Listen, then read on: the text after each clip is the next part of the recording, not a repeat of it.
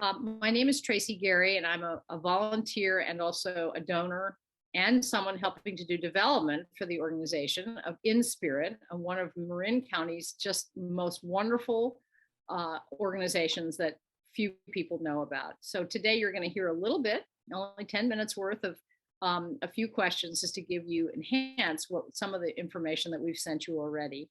And we encourage you to go to the website of InSpirit as well, which you'll hear, you'll get that in the last, along with the donation link at the end of this. So there are 3 other people that are joining me today. They're going to introduce themselves when they speak, and I'll state the questions. And if you have more questions, please be in touch with me, and I'll put you in touch with one of them or someone else in the organization. And we wish you a happy holiday, and we thank you for your willingness to learn more about this great organization and hopefully join me in giving to it as well. The first question, we're going to go to Maya. We're going to say, what is quadriplegia?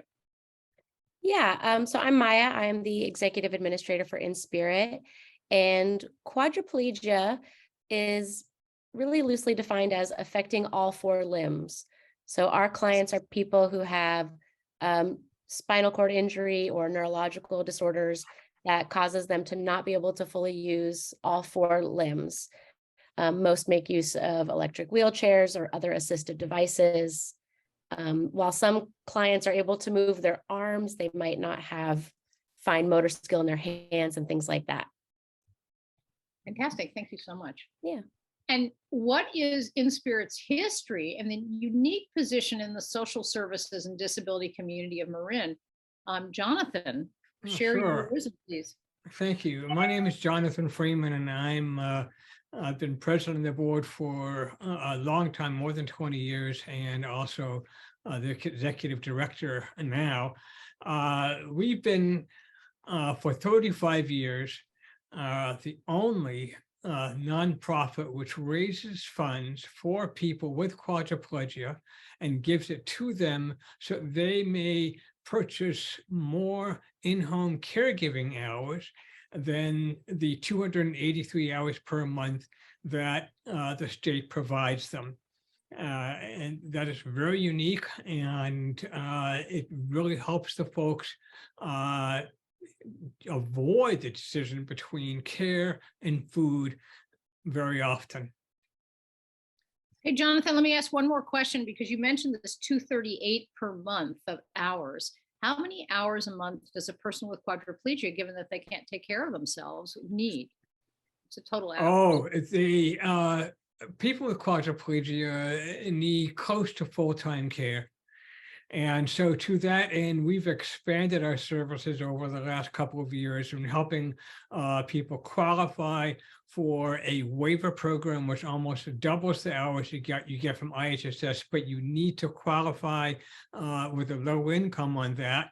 And now we're doing advocacy to get another 140 hours of in-home personal care under Medicare for our people, so that they can get close to 24/7 coverage each month.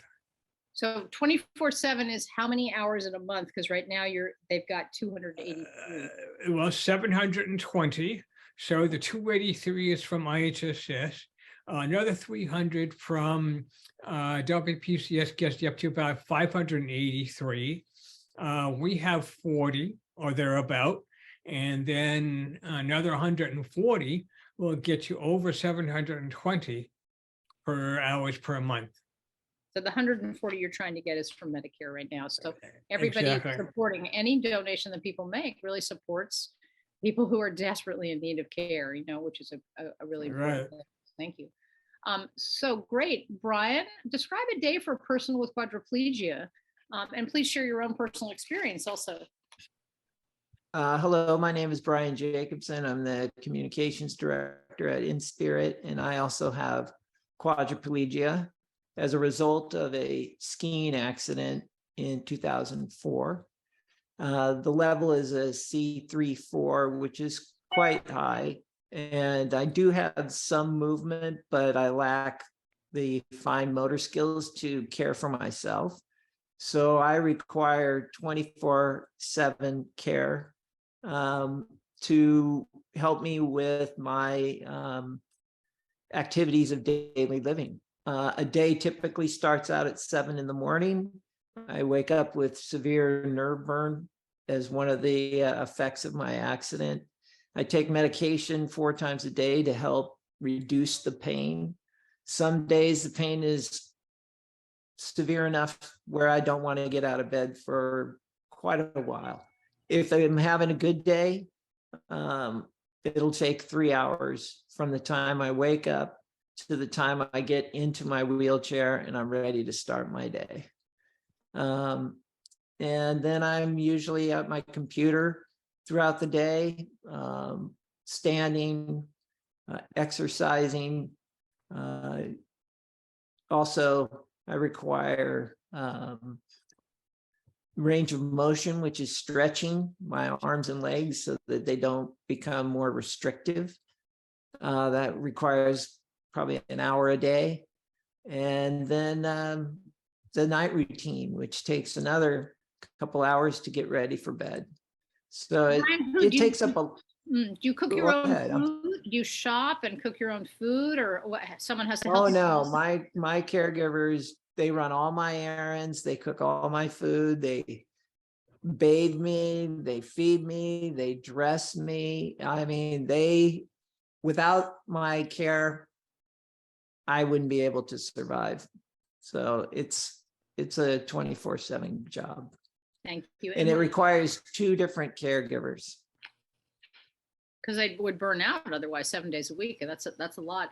So there are 14 clients in InSpirit in Marin, from Marin, that have the same need, varied slightly, but with no working for limbs. It's a huge daily patience and determination on your part. We just want to thank you for also being a person who volunteers your time with this organization too. So thank you. Thank you. So the founder, Anise, after 20 years of doing everything, really, I think she started actually 35 years ago, died a few years ago. How is the organization doing, Maya? Because it's a nonprofit. It has a couple of $100,000 budget. It's sort of amazing that she did 100% or 90% of all the tasks. So how are you all doing? Yeah, Anise really ran the show. She took a lot under her wings, and really was the face of the organization and doing a lot of the hard work behind the scenes. Fortunately, we have a really active board. They all love Anise and the work that she did, and so we have a really dedicated group of people, and we have managed to disperse that work across the board. We have a budget of about $220,000 each year. We still need to raise about $80,000 by June to meet our target, but we're doing really well. I mean, we're really continuing to interface with the community. We are well connected with all the people, all the hearts that Anise touched over time. And we've really taken on the mantle to continue the work that she started. Beautiful. Well, bravo, because not a lot of organizations can say that. And also in a year like this with the elections and some of the challenges of fundraising, that you've raised $140,000 since July 1 is a fantastic thing. And I know one of those was a grant also from the Marin Community Foundation, and trying to also push Medicare to do more work. So we're very blessed right now to be seeing forward movement in such a good way, and a very dedicated and healthy staff and board, I can say. So Jonathan, just finally, what does InSpirit need most now? Are there plans ahead for events? Anything else you want to share about what really InSpirit needs now, your advocacy work, or anything you want to share? What we do need most is donations, dollars. We want to be able to continue to provide our stipends to our recipients and to our staff as well. They need to continue to be paid for the excellent work that they do. We have always have a Mother's Day plant sale. We're going to have a couple events in in February, fundraising events, so you can get involved in those. And there's a house party at Tracy Gary's going to be due on February 11th. That would be great to attend. And like just the dollars is really very much what we need all the time. And because it helps our 14 clients be able to lead successful and independent lives. Great, Jonathan. That's fantastic. Well, our time is, it's time to wrap because we wanted this to be a short message from us to you, reminding you to consider giving a donation or a pledge, ideally letting us know that by December 31. There is a pledge form and a donation. You can go to the website. Maya, want to say what the website address is? It is inspiritmarin.org/donate. So just the name of our org, marin.org. And then what you do is, if you don't remember the slash, the / donate, you'll find it actually under donate on the website itself. It's full of all kinds of really good storytelling about some of the clients and all the other people that are there. And we had a fantastic event. They had the first event that I had gone to this fall, which had, I think was it close to 40, 50 people who came. It was really a very wonderful community spirit. So there's a lot of people who care and who've cared over a long time. And we invite you to be part of our community and to give and to pledge. All pledges would need to be in by June of next year, but it would really help us to know if you are able to make a year-end donation, great. If you think you want to give in January, February, March, or even in May of next year, it will help us meet our budget. So we wish you a happy holiday. And we thank you all. I thank you each for helping to share the story.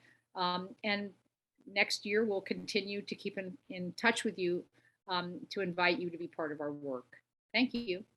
Thank you. Thank you.